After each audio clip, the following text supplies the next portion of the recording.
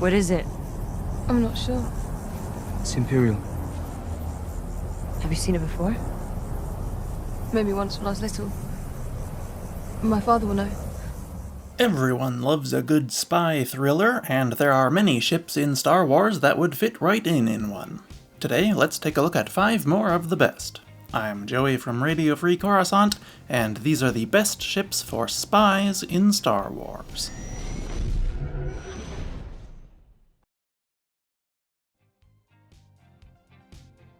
Avandor-class fighter transport. This was one of Incom's rare forays into the transport market, and would be excellent for spies of any variety. The Aendor was considered a scout ship, which gave it pretty good sensors and even seemingly a moderate amount of stealth. Both of these would be perfect qualities for spies to use, but its greatest strength was its adaptability. As a fairly generic ship, it could blend in virtually anywhere. It was most famously used by the brutal Guavian death gang, and New Republic spies looking to gather intel on them would certainly find it to be useful, but it was also used by ordinary freight captains and pirates, and could be found in regular spaceports across the galaxy. So, as long as you don't paint your Avandor in Guavian black and red, it probably won't stand out too much no matter where you're spying. The Avandor measured around 45 meters long by 24 meters wide and 5.5 meters tall. I would guess it to have a top speed of around 900 kilometers per hour and a Class 1 or 2 hyperdrive. It was armed with 2 dual laser cannons at the front and a turret at the rear, possibly either a heavy laser cannon or an ion cannon. The ship seemingly only required a crew of 1 or 2, a pilot and a gunner, and could probably carry around 6 passengers, 100 tons of cargo, and 1 month of consumables. Its price, like most of its stats, was unknown, but probably around 175,000 credits new, or 90,000 used. Imperial Scan Cruiser. Our next ship is the Corellian Engineering Corporation Imperial Scan Cruiser. This is one of the newest and rarest Gozanti variants, but it would be great for certain types of spies working for the Empire. In the first spy video, I suggested the IGV-55 surveillance vessel due to its powerful sensors and electronic warfare instruments. The scan cruiser was very similar, but its equipment was more geared towards studying a planet's surface than interstellar communications interference. This would make it excellent for locating and surveilling persons of interest without necessarily having to get too close.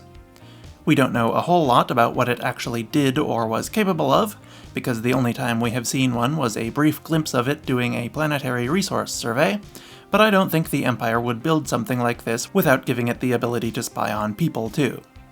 And such a resource survey would be the perfect cover story for its presence over a planet. The Gozanti was not a terribly large ship, and the scan cruiser even less so thanks to the apparent removal of its wings, but they were still not exactly subtle or stealthy.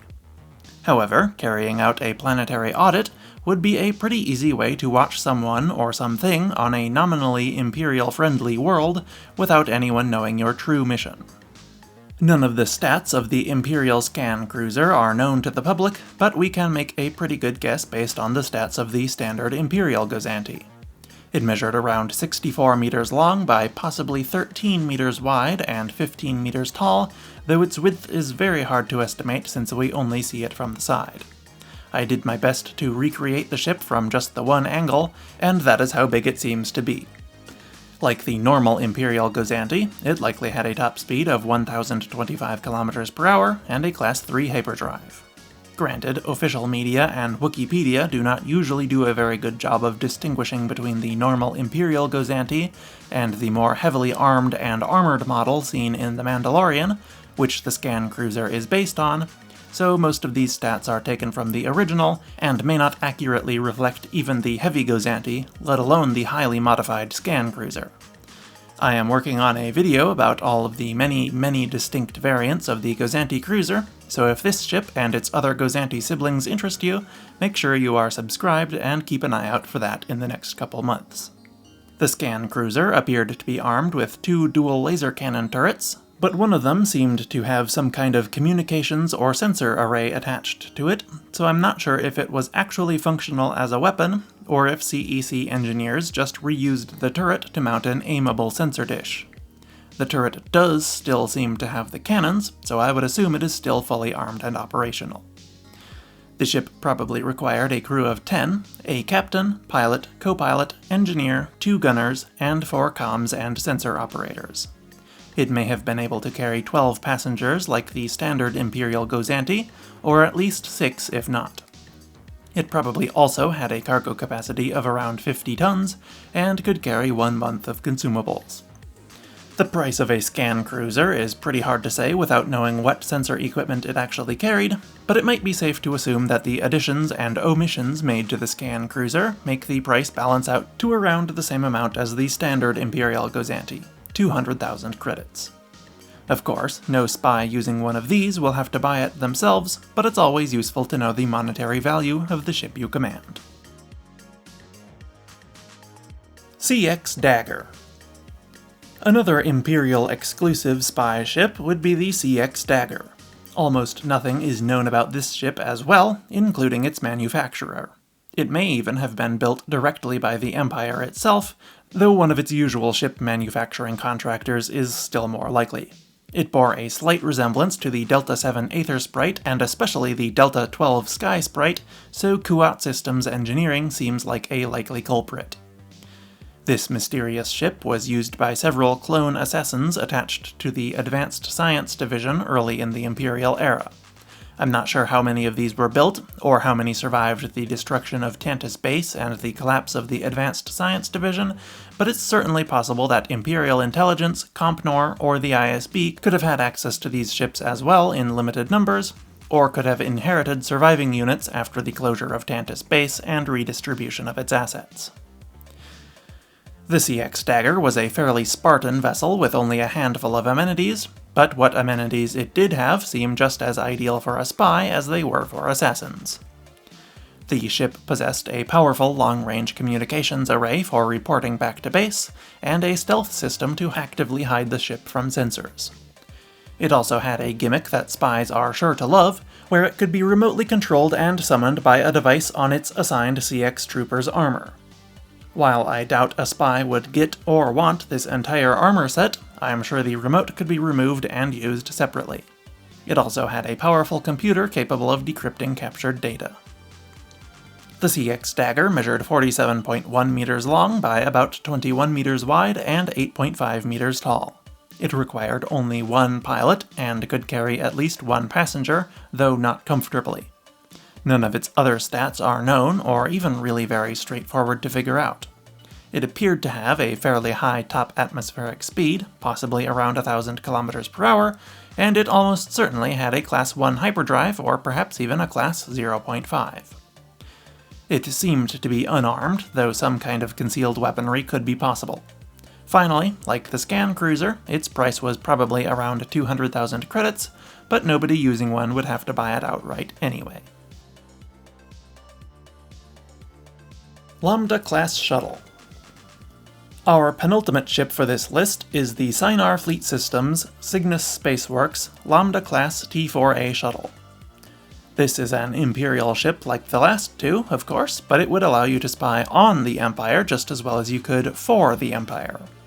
It was a fairly innocuous ship that wasn't really tied to any particular division of the Empire, and could be seen transporting anything from general cargo to the Emperor himself. There is nowhere in the Empire that a Lambda-class shuttle would be out of place. Rebel spies could easily access any Imperial planet or station, especially with enough foresight to find the appropriate access codes. And Imperial spies could obviously just pretend to be any ordinary Imperial officer and go entirely unnoticed, especially on missions where you might be spying on fellow members of the Empire to root out traitors or rebel spies. The Lambda-class shuttle is almost unique among Imperial ships in its ubiquity and utility, and fortunately, it also happens to be a very good vessel to boot.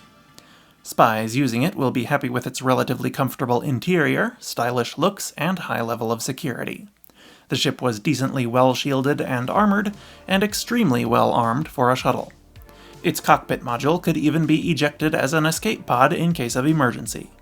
All in all, it was undoubtedly one of the greatest shuttles ever made, and would serve a spy very well. The Lambda-class measured 20 meters long by about 25 meters wide and 31 meters tall in flight, or 12 meters wide and 21 meters tall when landed. It had a top speed of 850 kilometers per hour and a Class 1 hyperdrive. It was armed with 2 dual laser cannons, 2 twin rotating blaster cannons, and a retractable rear double blaster turret.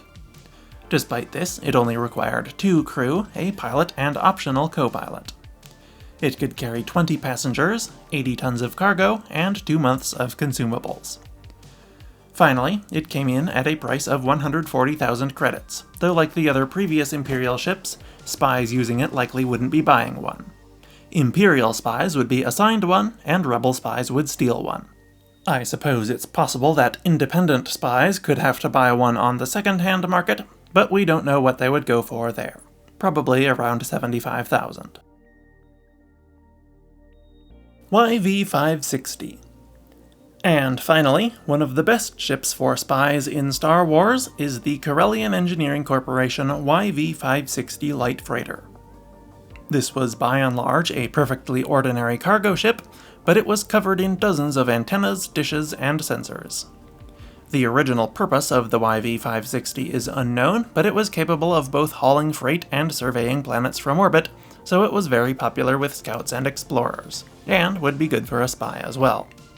Its sensors and scientific computer could search for whatever person, place, or thing you have been tasked with spying on with ease, and then you could continue to observe from afar or land to infiltrate or just get a closer look.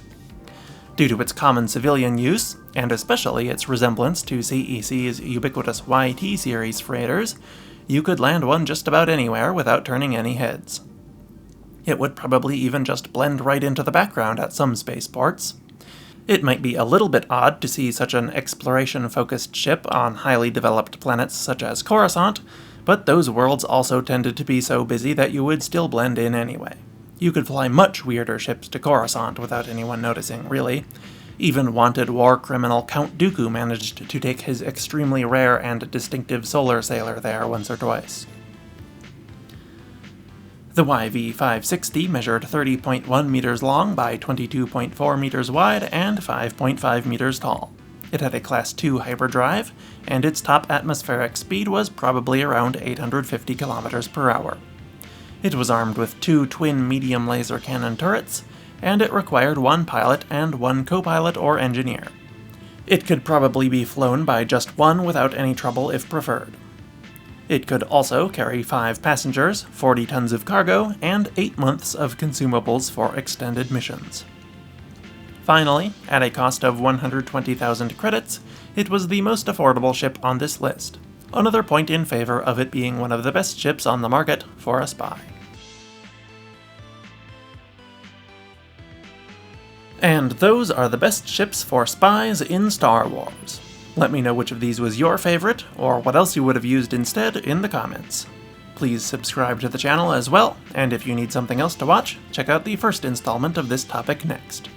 But anyway, thank you for watching, and I will see you next week. RFC, out.